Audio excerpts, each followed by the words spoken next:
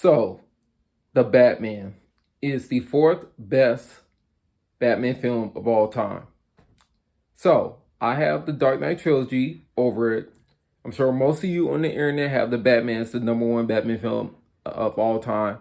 No issue with that because at the end of the day, I'm a hardcore Batman fan, and I love that the general audience is eating this movie up. So, shout out to Matt Reeves and shout out to Warner Brothers for putting out this film.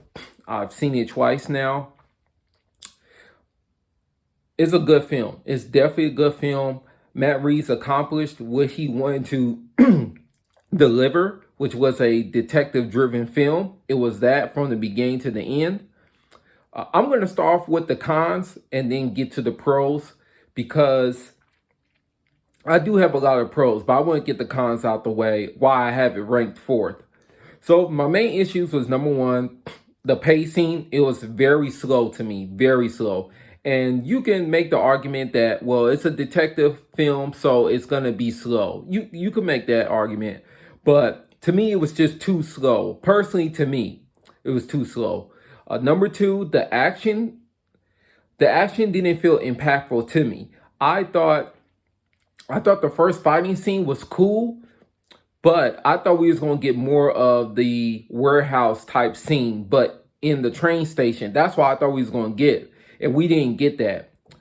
Now, it could be because Batman is in year two, which if that's the case, that's fine. He's far from perfect, which is perfectly fine. I have no issue with that. But I thought it was gonna be more spectacular than what it was. I did enjoy the lounge, the Penguins bar. I mean, not bar, but his iceberg lounge. I did enjoy Batman fighting them, but like I said, when it happened, it just felt like with all the action scenes, to me personally, it felt as if it came and went. It didn't have a long lasting effect to me personally. And number three, the fact that there was no physical encounter between Batman and the Riddler, for me personally, I did not like. I thought that at the end, how Batman had went berserk mode and beat up one of the disciples, I thought that was going to happen to the Riddler. I thought Batman was going to finally get his hands on the Riddler, beat him so badly, but at the last second, remember his no killing code and then just stop. And then we would see the Arkham Asylum conversation with him all beat up. That's what I thought was going to happen.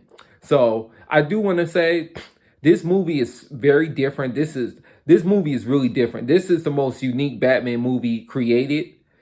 And because of that, what my expectations were, it was completely different. When I watched it the first time, I had to remind myself that, hey, just because this is not the film that I envisioned, just because it wasn't that doesn't mean that it's not a good film. It's a good film. I want to make that clear. The Batman is a good film. But like I said, those are my main problems. The pacing, very slow.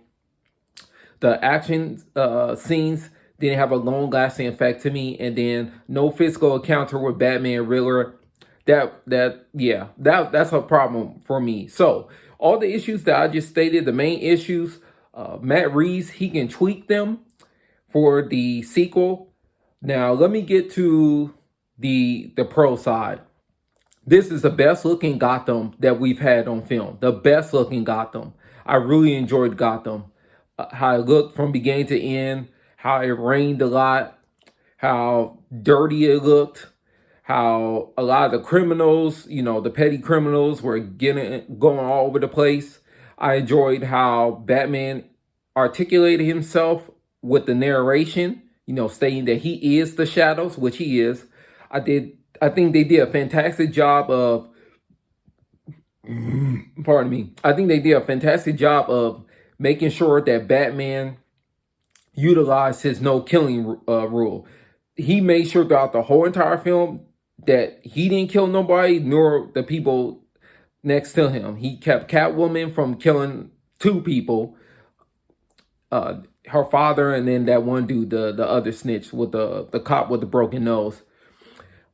He even told Lieutenant Gordon no guns, and then Gordon's like, "Hey, that's you. That ain't me."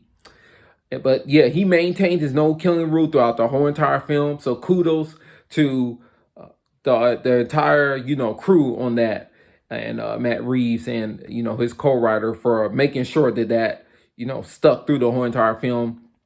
I thought Robert Pattinson was great as Batman. I do enjoy his emo take on Bruce Wayne because it's year two. I'm curious to see how the relationship does develop because he seemed to have somewhat of an appreciation for Alfred after the bomb incident. So I'm curious to see how that develops. I do want the film to go to. Now I'm kind of going all over the place right now. I do want to see the next film, skip to year 7. I don't want to see a year 3 or even a year 4, even though that's possible. I'm not saying it wouldn't be good, but I want to see him now that he has experience. That's what I want to see because we got they nailed it. They nailed down year 2 Batman. I would like to see between year 5 to year 7 Batman. That's fine for me for the second film. But yeah, back to what I liked. I thought the Batmobile was better than what I expected it to be. I thought that the bat suit looked really good on film more than anticipated.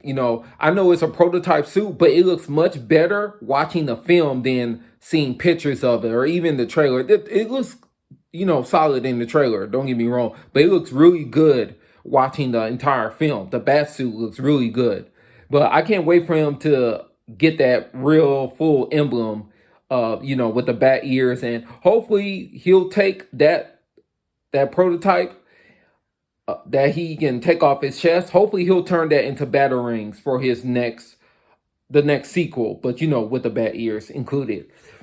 I even enjoyed the wingsuit. I thought Batman and Lieutenant Gordon's relationship was fantastic. I thought that Penguin stole the show. I think that he was more entertaining to me than the Riddler. That's the other con that I had. There wasn't enough Riddler to me personally. I thought we should have got even more Riddler.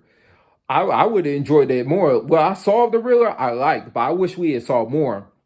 I did think his final video was pretty funny when he didn't have his voice modulator. He's like, "Hi guys," and he's talking as if it's a Facebook post or whatever the case may be. I thought that was pretty funny. I thought the thumb drive was very clever, very clever. I cracked up the first time I saw it because I never really thought of that. That was a really clever idea by Matt Reeves and his crew to insert that into the film.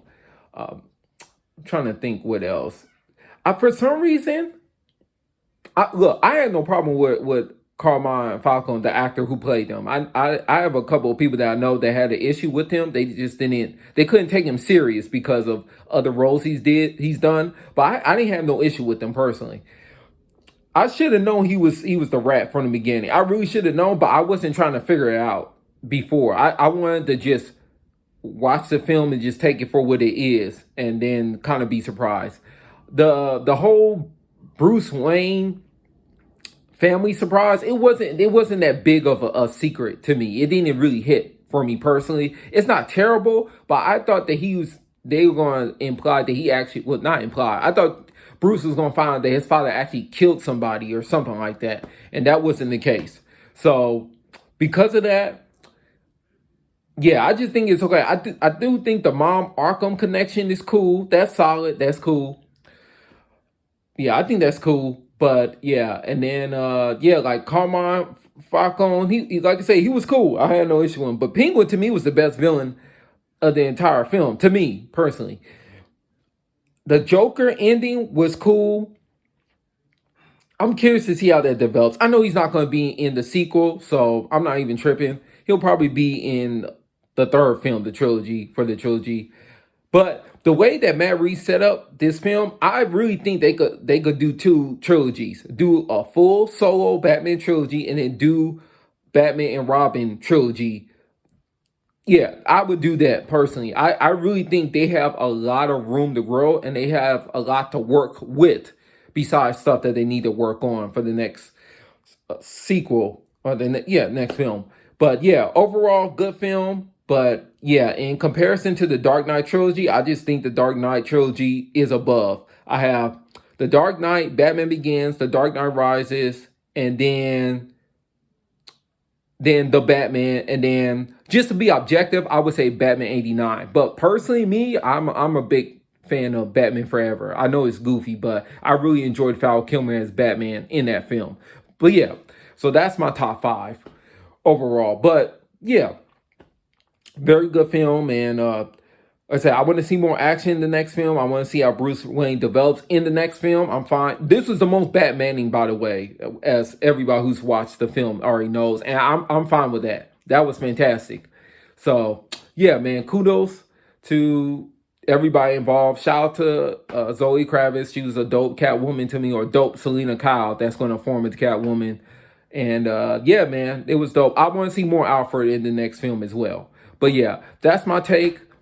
Good film, very good detective film. Matt Reeves, he shot the film that he wanted to produce, create, and he accomplished that. And yeah, it's my fourth best Batman of all time within the franchise.